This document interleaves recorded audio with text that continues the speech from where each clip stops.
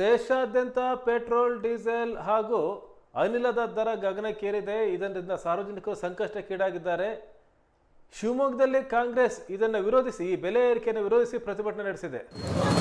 ಮಧ್ಯೆ ಸಿಲಿಂಡರ್ ಅಡ್ಡ ಇಟ್ಟು ಮೋದಿ ಸರ್ಕಾರದ ವಿರುದ್ಧ ಧಿಕ್ಕಾರ ಕೂಗಿ ತಮ್ಮ ಆಕ್ರೋಶ ಹೊರಹಾಕಿದ್ದಾರೆ. ಪ್ರತಿಭಟನೆಯಲ್ಲಿ 100ಕ್ಕೂ ಅಧಿಕ ಕಾಂಗ್ರೆಸ್ ಕಾರ್ಯಕರ್ತರು ಭಾಗಿಯಾಗಿದ್ದರು.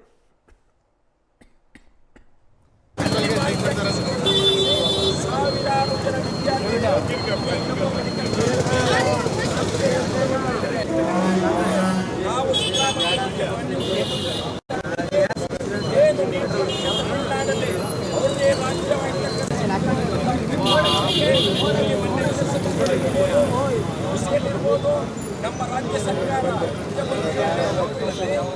ಇದೇ ರೀತಿ ಪ್ರಾಕ್ಟೀಸ್ ಮಾಡಿ ಕಾಫಿ ಓಡಿಸಿ ಅಲ್ಲಿರ್ತಕ್ಕಂಥ ಅವ್ರ ರಾಜ್ಯದಲ್ಲಿರ್ತಕ್ಕಂಥ ಮಕ್ಕಳಿಗೆ ಸಿಕ್ಕನ್ನ ಇಲ್ಲಿ ನಮ್ಮಲ್ಲಿ ಲಾಭ ತಗೊಳ್ಳೋದು. ನಮ್ಮ ರಾಜ್ಯದಲ್ಲೇ ನಾವೇ ನಮ್ಮ ಸರ್ಕಾರನೇ ಇದು ಸೀಟ್ ಮುಖಾಂತರ ಮೆಡಿಕಲ್ ಸೀಟನ್ನು ತುಂಬುವಂಥ ಕೆಲಸ ಮಾಡಬೇಕು.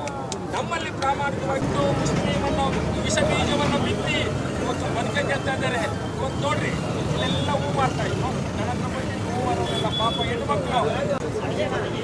ಯಾಕೆ ಅಂತ ಕೇಳಿದ್ರೆ ಅವತ್ತು ಸಂದರ್ಭದಲ್ಲಿ ಪಾಪ ಬಡಮಕ್ಕಳು ಯಾರು ಉಪವಾಸ ಆಗಿರಬಾರ್ದು ಅಂತ ಸುಳ್ಳು ಹೇಳಿ ಕೋಟೆ 25 ಲಕ್ಷ ಮತವನ್ನು ಅವರು ತೆಗೆದುಹಾಕಿರ್ತಕ್ಕಂಥದ್ದು. ಅದೇ ರೀತಿ ಬಿಹಾರದಲ್ಲಿ 65 ಲಕ್ಷ ಮತಗಳನ್ನು ತೆಗೆದುಹಾಕಿರ್ತಕ್ಕಂಥದ್ದು. ಇದಕ್ಕೆ ಕಾಂಗ್ರೆಸ್ ಮಾತ್ರ ಈ ದೇಶದಲ್ಲಿ ಬದುಕಿಲ್ಲ. ಪ್ರತಿಯೊಬ್ಬ ಭಾರತೀಯ ದೇಶದಲ್ಲಿ ಬದುಕ್ತಾ ಇದ್ದೀವಿ. ನಾವು ಬದುಕಬೇಕು ಅಂತ ಹೇಳಿದ್ರೆ ಅಸಮರ್ಥ ಪ್ರಧಾನಿ ನರೇಂದ್ರ ಮೋದಿಗೆ, ದೇಶವನ್ನು ಅಧೋಗತಿಗೆ ತಗೊಂಡೋಗ್ತಾ ಇರ್ತಕ್ಕಂಥ ಅಸಮರ್ಥ ಪ್ರಧಾನಮಂತ್ರಿಗೆ, ಗ್ಯಾಸ್ ರೇಟ್ ಏರಿಸಿರ್ತಕ್ಕಂಥ ನರೇಂದ್ರ ಮೋದಿ ಸರ್ಕಾರಕ್ಕೆ, ಪೆಟ್ರೋಲ್ ರೇಟ್ ಏರಿಸಿರ್ತಕ್ಕಂಥ ನರೇಂದ್ರ ಮೋದಿ ಸರ್ಕಾರಕ್ಕೆ, ಬಡ ಜನರನ್ನು ಹೊಟ್ಟೆ ಹಸಿವಿನಿಂದ ಸಾಯಿಸ್ತಾ ಇರ್ತಕ್ಕಂಥ ನರೇಂದ್ರ ಮೋದಿ ಸರ್ಕಾರಕ್ಕೆ